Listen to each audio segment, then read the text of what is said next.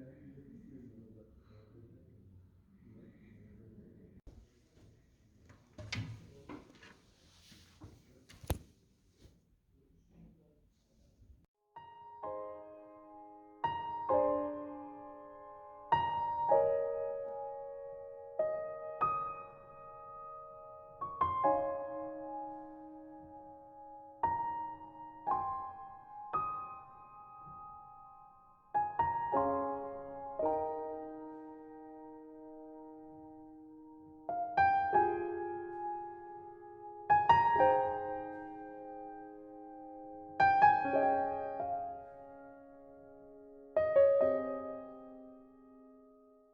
istemiyorum. Terimler var. Ortak çarpanlar gibi düşünebilirsiniz. Sonuç, bu araçları yapın. Lütfen sadeleşmeleri. Potansiyel için U bölü Rn 2 bölü R1 çarpı Ln R2. Sınır değerleri belirledik risk karşı. Fonksiyonu da biliyoruz. Değişimini kabaca çizelim. Soldaki grafik bunu gösteriyor. Yatay eksen R, ki ele aldığımız noktanın eksenin uzaklığını gösteriyor. Düşey eksen direkt